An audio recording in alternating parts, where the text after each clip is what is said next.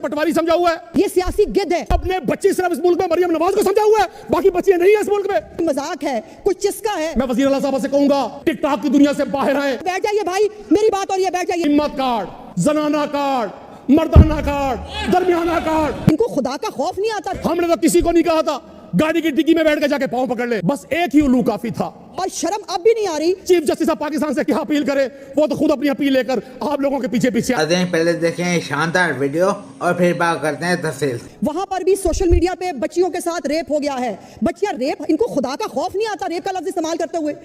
आप रेप बड़ी आसानी से आपके लिए कोई मजाक है, कोई चिस्का है, एक मजाक और तमाशा है कि हमें इस मुल्क में एक फसाद चाहिए। ऐसी हो रही है, इस्लामाबाद नहीं जा सके तो फिर प्लान ये हुआ कि लाहौर को फसाद का मरकज बनाना है। उसके अंदर उसके वालिद साहब ने कहा, उसने कहा मेरी बीवी हार्ट पेशेंट है, अगर मेरी बच्ची का नाम बाहर आया बगैर किसी वजह के, बगैर किसी चीज के हम मर जाएंगे। मुझे बताइए, उसकी आहें सुने कि इनकी सियासत देखें। और शर्म अभी नहीं आ रही। सवाल यह है इसके खिलाफ कार्रवाई करें। कोई कंप्लेनेंट चाहिए, बच्ची चाहिए, उसका मेडिकल होगा। रेप का इल्जाम लगाया जा रहा है। आपने तो किर्गिस्तान में भी बच्चियों के रेप करा दिए थे। और इसी तरह की एक फेक पोस्ट के ऊपर बैठ जाइए भाई, मेरी बात और ये बैठ जाइए। नो क्रॉस टॉक प्लीज, इस तरह ना करें। मिनिस्टर से तो बात करें, बात तो आने देना। इनको तकलीफ भी सिखा ले कि जब इनके भाषण अनइंटरप्टेड ये हाउस सुनता है पिन ड्रॉप साइलेंस के साथ, ये भी सीख ले तो बेहतर होगा इनके लिए। खुदा का खौफ करें, अपनी गंदी और घिनौनी सियासत के लिए किसी मजलूम और मासूम बच्ची का कंधा इस्तेमाल मत करें। हर बच्ची की इनको लाशें चाहिए। और अब तो हालत ये आ गई है कि बच्चियों की लाशें चाहिए। बच्चियों का रेप के इल्जाम लगा, ये सियासी गिद्ध है। इनको लाशें चाहिए, इनको बच्चों की इज्जतें चाहिए। इनका कोई लेना देना नहीं है किसी आम आदमी के प्रॉब्लम से। और ये सारे इन्वॉल्व हैं। मैं किस आधा पाकिस्तान जो है ना जनाब स्पीकर, वो कल इस पूरी तशहीर में, इस गलत प्रोपेगेंडा में इन्वॉल्व है। वजीर मौसूफा ने यहाँ जो पॉलिसी स्टेटमेंट दी, वो बजाय किसी के जख्म पर मरहम रखने के, वो अपोजिशन को धमकियां और तड़ियां थी। ये एक नई रीत चली है कि कोई शख्स अपनी जान से हाथ धो बैठे, किसी का पूरा खानदान तबाह हो जाए, ना मुकदमे का इंदराज होता है, ना इन्वेस्टिगेशन की जाती है, और अगले ही दिन एक सुलहनामा और माफीनामा मंजर-ए-आम पर आ जाता है। जनाब स्पीकर, वो किसी शायर ने कहा था, बर्बाद गुलिस्तान करने को बस एक ही उल्लू काफी था। हर शाख में उल्लू बैठा है, अंजाम गुलिस्तान क्या होगा। इन्होंने पूरे मुल्क के लोगों को जनाब स्पीकर पटवारी समझा हुआ है। सारे पटवारी नहीं है जनाब स्पीकर। जिस मुल्क के हुक्मरान अपनी सरमायाकारी करने के लिए पनामा का इंतखाब करें, जिस मुल्क के हुक्मरान अपनी सरमायाकारी करने के लिए यूएई और दुबई का इंतखाब करें, जो लोग इवन फील्ड के महलात बनाए और ट्विन टावर्स बनाए, किस मुंह से चाइना को कहेंगे जनाब स्पीकर यहां इन्वेस्टमेंट करें।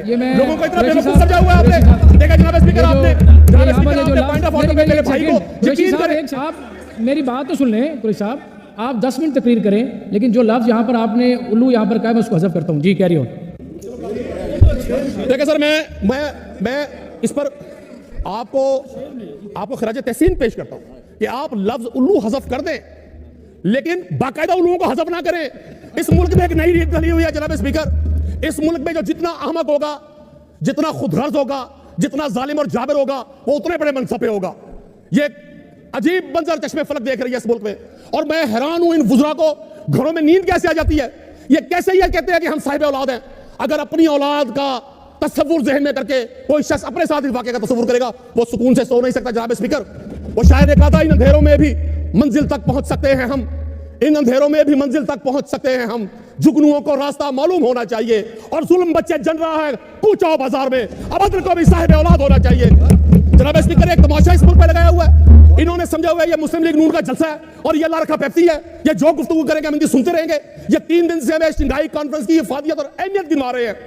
ये जाए मियां साहब के पास, वड्डे मियां साहब को भी रिक्वेस्ट करें, छोटे मियां साहब को भी रिक्वेस्ट करें, सिर्फ इवन फील्ड्स की सरमायाकारी जड़ावाला में कर दे, फैसलाबाद में कर दे, हम इन्हें सलूट पेश करेंगे जनाब स्पीकर। हर 12 अक्टूबर को भी भूल गए। पिछले 25 साल में हर बार 12 अक्टूबर को यौम स्याह मनाया जाता था।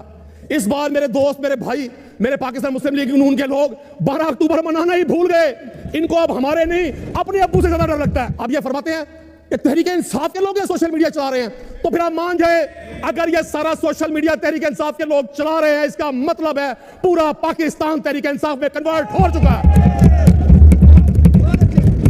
कहते ना, कब याद में तेरा साथ रही, कब हाथ में तेरा हाथ रही, कब याद में तेरा साथ रही, कब हाथ में तेरा हाथ रही। सद शुक्र के अपनी रातों में अब हिजर की कोई रात रही। जिस धज से कोई मक्तल को गया वो शान सलामत रहती है। ये जान तो आनी जानी है, इस जान की कोई बात नहीं। स्पीकर, तस्वुर करें पंजाब कॉलेज के स्टूडेंट्स फर्स्ट ईयर के, सेकंड ईयर के, आपने उनको पुरमन प्रोटेस्ट करने पर रात को लाहौर की हवालातों में बंद कर दिया। आपको सुकून कैसे आया? आपको नींद कैसे आई?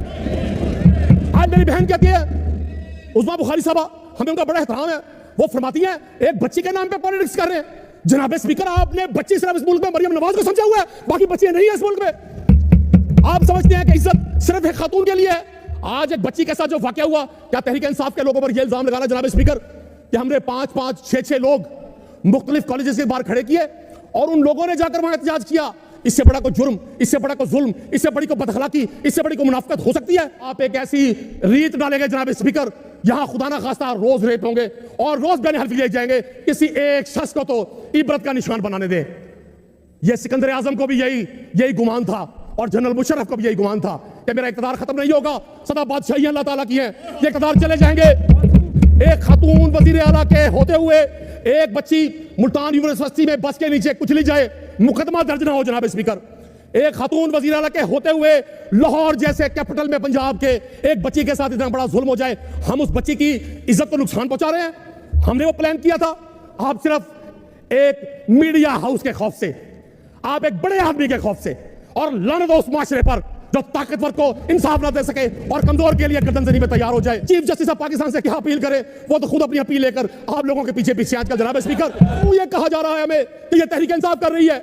आप दुनिया का हर जुर्म तहरीक इंसाफ पर डालते हैं। हमने तो किसी को नहीं कहा था गाड़ी की डिग्गी में बैठ के जाके पांव पकड़ ले, हमने तो किसी को नहीं कहा था। हमारे कई दोस्त ने, हमारे वजीर आला थे उस्मान बुज़दार साहब, लास्ट टाइम जब हम उनसे मिलने जाते थे, सादा आदमी था, देहात का था, मासूम आदमी था। उस वक्त की ब्यूरोक्रेसी ने उस्मान बुज़दार को सिकंदर आजम बनाया हुआ था जनाब स्पीकर, और आज वही ब्यूरोक्रेसी मौजूदा वजीर आला को घेरा डालकर रखे हुए। हिम्मत कार्ड, जनाना कार्ड, मर्दाना कार्ड, दरमियाना कार्ड। वजीर आला साहब से कहूंगा होश के नाखून ले, टिकटॉक की दुनिया से बाहर आए। ये टिकटॉक पर हिंदुस्तानी गानों पर वजीर आला की टिकटॉक का बन जाना